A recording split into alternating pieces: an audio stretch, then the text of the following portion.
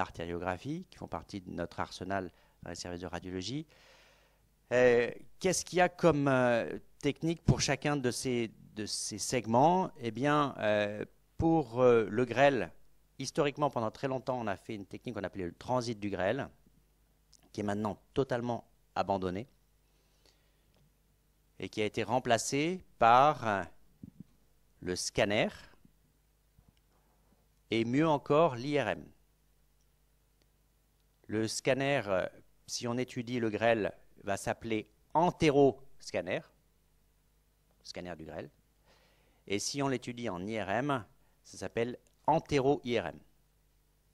Ça reste assez simple.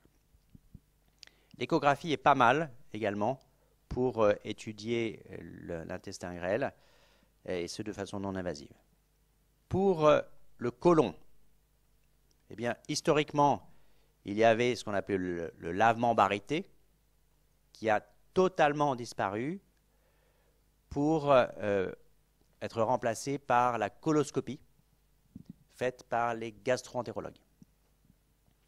L'échographie peut être intéressante pour le côlon. Le scanner va être, redevient une technique intéressante pour le côlon, avec deux techniques qu'on va voir tout à l'heure. Un qui s'appelle le coloscanner, qu'on fait chez les personnes âgées en mettant de l'eau à l'intérieur du côlon pour le dilater. Et puis une autre technique, qui est vraiment une technique d'avenir, qu'on appelle la coloscopie virtuelle,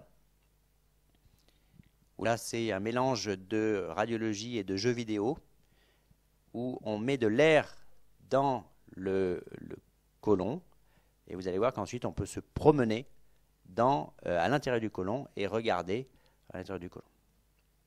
L'IRM n'est pratiquement pas utilisé pour le côlon. Voilà. Pour l'appendice, la radio ne sert à rien. Elle n'a jamais servi à rien, sauf pour voir de temps en temps une petite pierre à l'intérieur de l'appendice. Enfin, l'échographie est très intéressante pour l'appendice, et c'est la technique première qu'on va utiliser. Le scanner est très bien également, souvent en backup un petit peu de l'échographie. L'IRM pourrait être très bien, mais n'est pas justifié pour des raisons de disponibilité et des raisons de prix. On fait très bien avec le scanner et l'échographie, enfin avec l'échographie et le scanner, donc on n'a pas besoin de l'IRM pour ça.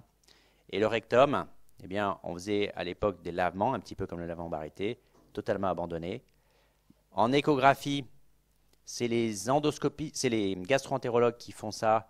Ça s'appelle l'écho-endoscopie. Ce n'est pas les radiologues qui le font. Le scanner pour le rectum, ce n'est pas excellent.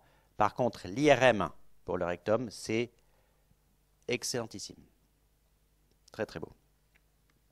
Donc, la radio pour le tube, radio standard, on oublie. C'est fini, on n'en parle plus. C'est vraiment échographie, scanner et IRM. Alors, vous voyez que j'ai marqué ici aussi une case artériographie. Ça, c'est une technique très spécialisée. Ça ne sert plus actuellement à faire des diagnostics, mais ça peut servir notamment pour des traitements. Par exemple, s'il y a des saignements, des fistules ou autres, eh bien, on peut être amené à faire des artériographies et à envoyer des petites billes, par exemple, pour boucher les vaisseaux et pour éviter certains saignements. Alors, l'aspect normal. Eh bien, pour le grêle, en réplétion, lorsque l'anse n'est pas vide, la paroi est fine et elle doit être de moins de 3 mm. Paroi normale. On va voir qu'il y a des plis ou valvules connivantes au niveau du jéjunum. Il n'y en a pas au niveau de l'iléon. Et le jéjunum commence au niveau de l'angle de Tretz. Alors voilà ici en scanner l'aspect typique du jéjunum. Là, on a fait un scanner où l'opacification du tube digestif est faite avec de l'eau, ce qu'on appelle un contraste négatif. Vous voyez que l'eau apparaît hypodense par rapport à la paroi qui va être rehaussée par l'injection de produits de contraste. Et donc, on voit très très bien ici les petites valvules connivantes qu'on revoit bien également sur ce reformatage dans le plan frontal. Et vous voyez que ces valvules connivantes, on les voit essentiellement dans la partie supérieure et gauche de l'abdomen. Et si on trace un trait comme ça oblique vers le bas et vers la gauche, eh bien vous voyez que de l'autre côté, on n'a pratiquement pas de valvule. Ici, c'est grossièrement du jéjunum, et là, c'est globalement de l'iléon.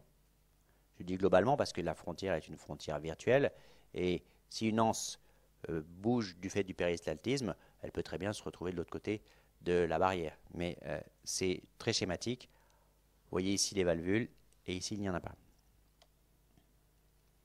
Voilà une coupe avec une ouverture au niveau du jéjunum.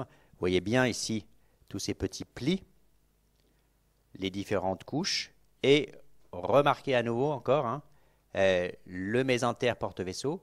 Les vaisseaux que vous voyez là, on ne les voit pas directement, on les voit sous la fine couche du feuillet du péritoine. Donc sous une très fine couche du péritoine. Comme la couche est très très très fine, presque virtuelle, eh bien par transparence, on le voit. On voit la graisse également qui est comprise entre les deux feuillets d'un côté et de l'autre. D'un point de vue historique, hein, voilà l'image qu'on avait lorsqu'on faisait un transit du grêle. On mettait de la barite pour opacifier l'intestin grêle. Vous voyez qu'on ne voyait que la lumière. C'était une sorte de moulage. Et on décrivait cet aspect en feuilles de fougère.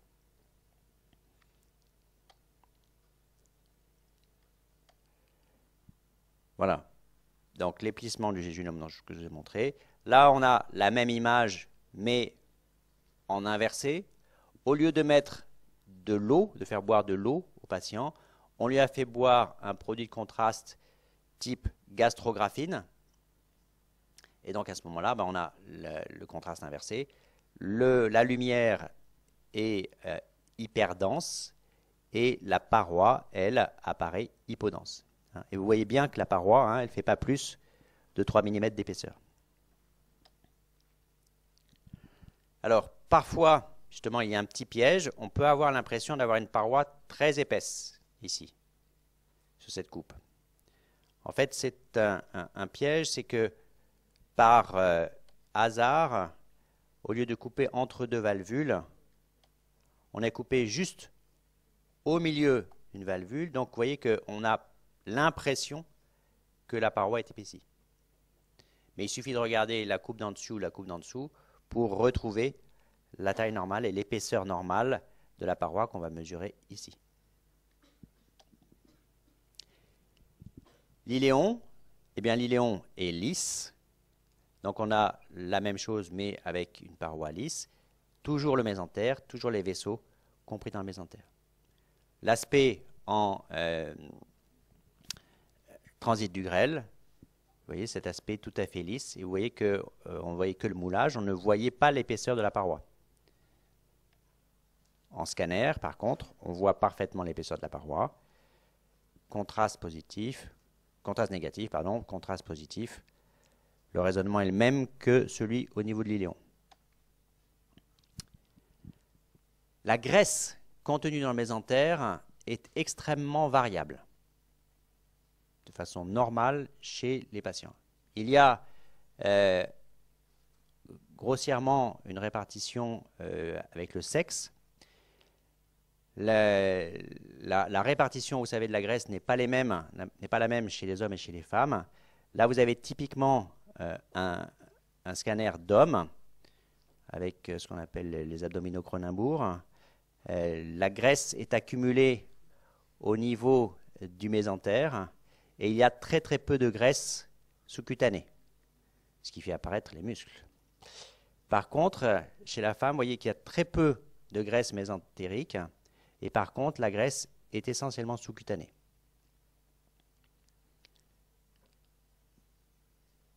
Ce ne sont que des tendances et c'est variable en fonction de l'état nutritionnel des patients et de l'état pathologique également des patients. Par exemple, un patient qui a un cancer et qui est en grande dénutrition peut avoir pratiquement plus de graisse mésentérique.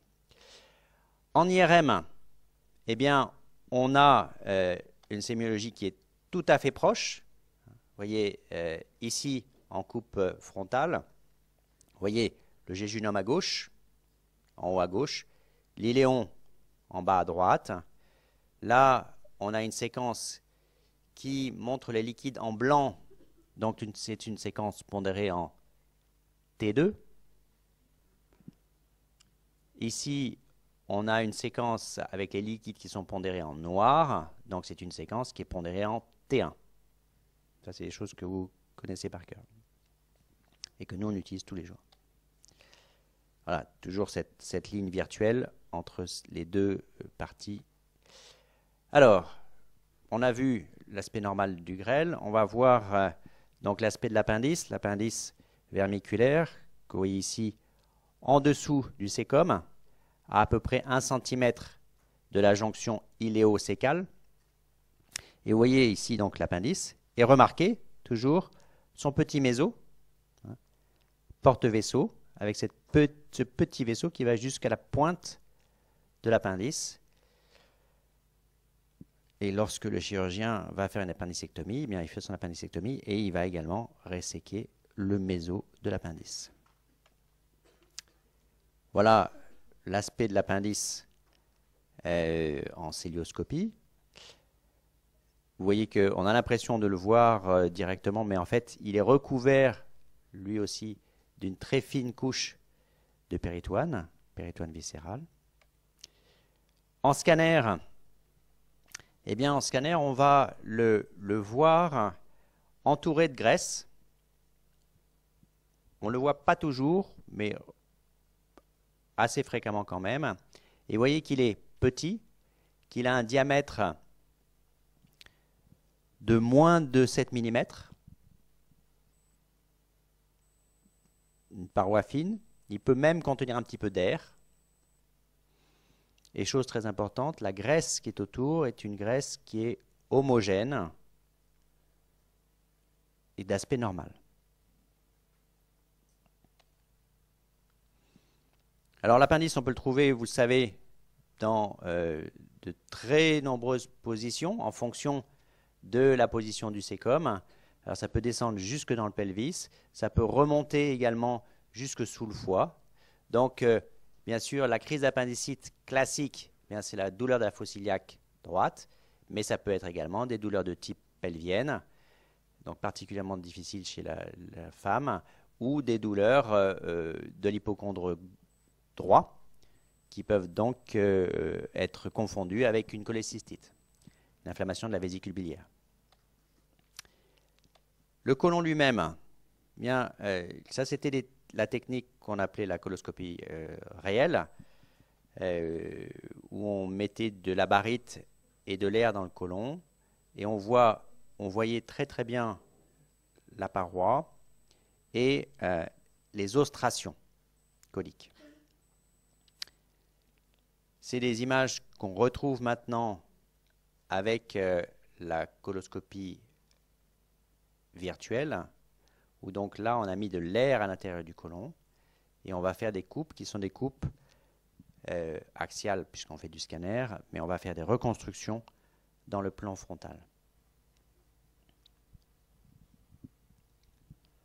Alors ce qu'on appelle les ostrations, c'est, il ne faut pas le confondre, c'est l'espace entre les deux plis. Ce n'est pas les plis eux-mêmes. Les plis, on les appelle les plis semi-lunaires. Et les ostrations, c'est entre les plis.